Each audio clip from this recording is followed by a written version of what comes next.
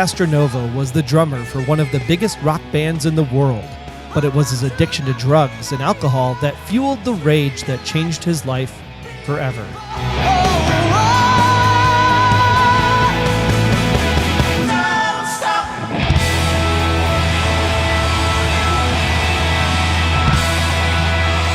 During his life, Deen Castronovo had worked with a number of bands, such as Bad English, Hardline, and Ozzy Osbourne. It was the introduction, though, to guitarist Neil Schon during his Bad English tenure that led Deen to be chosen as the new drummer for Journey in the year 1998.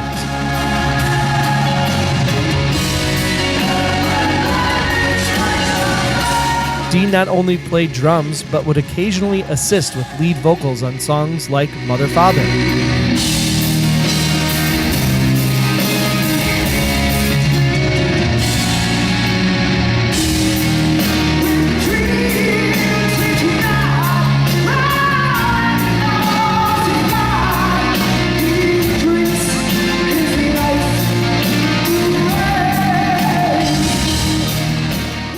The pair seemed inseparable.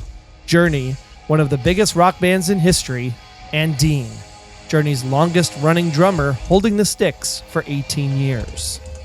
Deen was living the dream.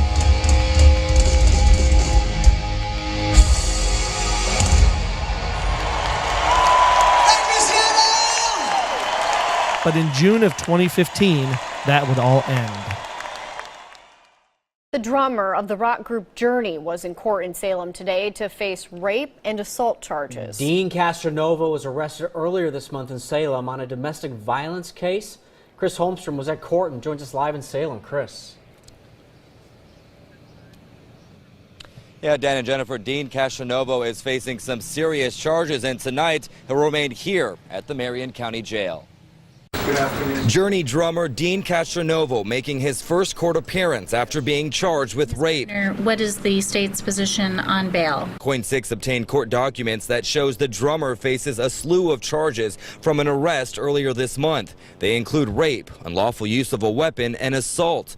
Authorities were called to Castronovo's home on June 16th. When they got there, they say he refused to come out of the house. But once officers came inside, he surrendered. He was arrested and released on bail and was to have no contact with the victim. But according to the state prosecutor, he contacted the victim several times by phone and sent her more than 100 text messages. Those texts cycling between apologies to threats to kill himself, to telling her that she hates him, that he hates her. Then Monday, he was arrested again after a grand jury indictment.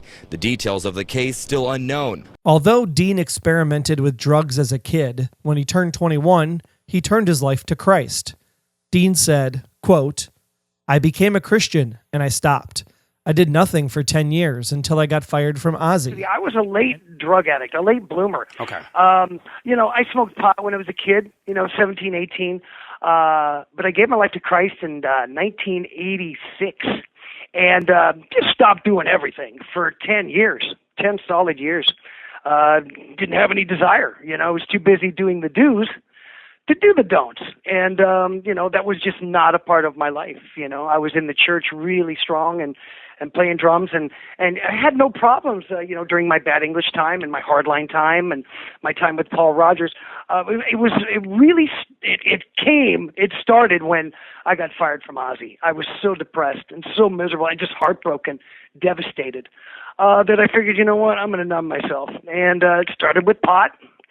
And then started to be pot and alcohol, and then pretty soon that wasn't enough. And then it was pot and alcohol and cocaine. And, so I've had an on and off relationship with drugs and alcohol. And that's been, there'd be times when I'd have 3 months, clean, 3 months sober, doing great, and come off the road and, reward yourself. You can have a drink here and there. It's never a drink for me. It's a bottle, It's never a little bit of cocaine. It's an 8-ball. I mean, I never did anything half measure.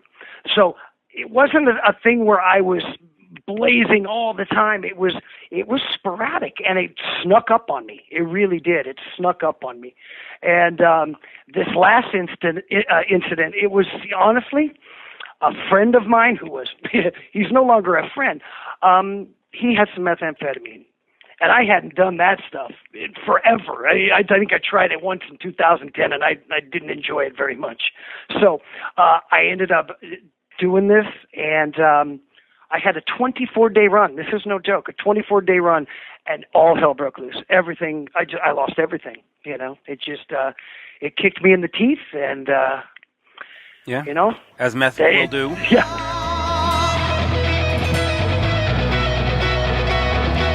Enter Neil Schoen, his musician friend for over 10 years at this point, and former Bad English bandmate, who gave him new rock and roll life with Journey despite the heavy drug and alcohol use.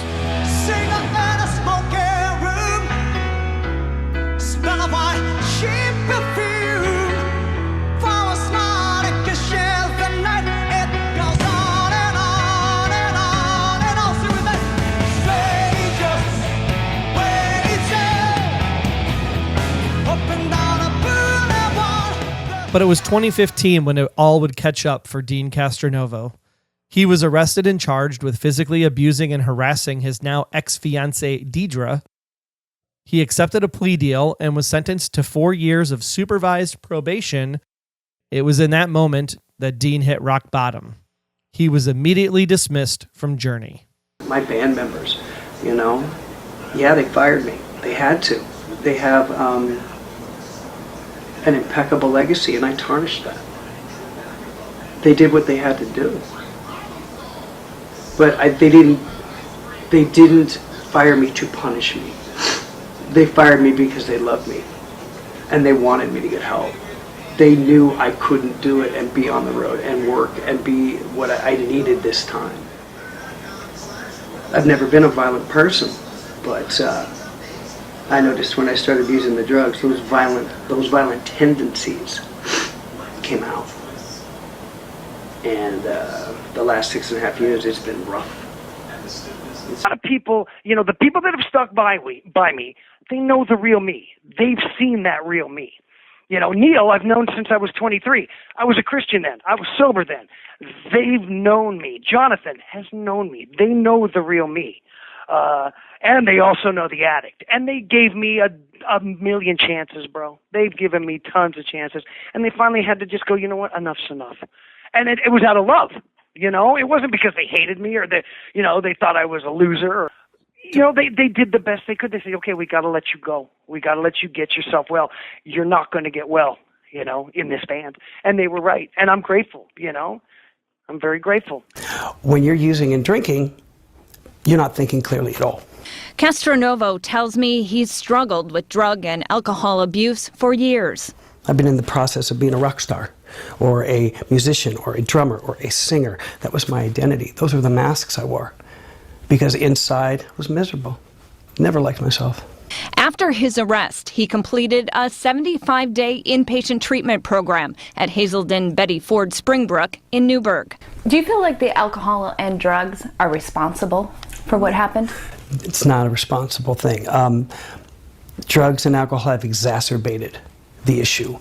My anger and the violence, I've learned through my domestic violence classes, it's a choice. It's something that you choose to do. It's calculated.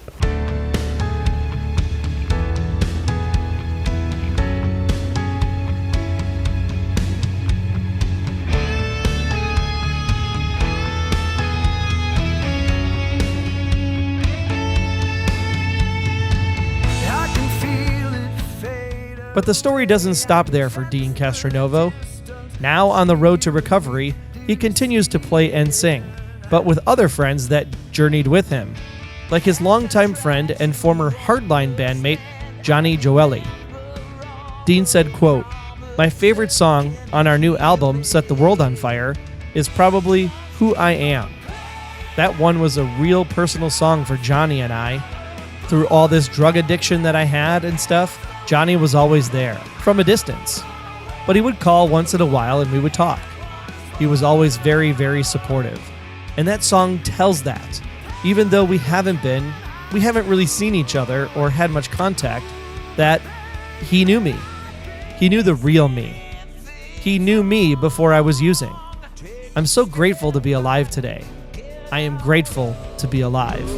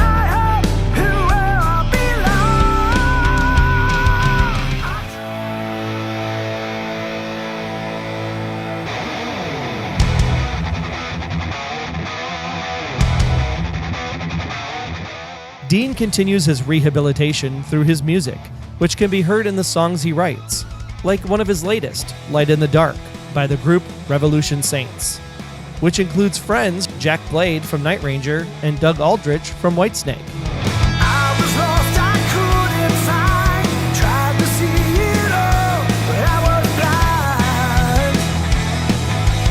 There's a heaven, there's a hell, I was down so low, I couldn't tell.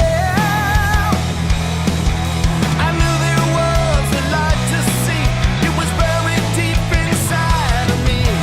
We all need to rise above, all you need is love. Stay strong, need the strength to say, never let it go away. Can you see the light? You're just a light in the dark. There's a world to see, there's a world to see, the best that I can be, the best that I can be. Shine a light, you're just a light in the dark.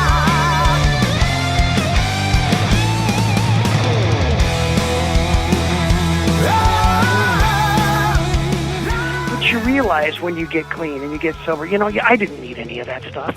I was filling a hole. I was filling a hole that, with things and with drugs and with, whatever it was, cars, homes, that only God could fill for me. God and sobriety is the only thing that's going to fill that hole.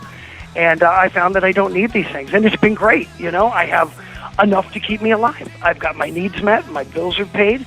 My family's taken care of. And, I'm okay, bro. Believe it or not, I'm actually doing pretty well.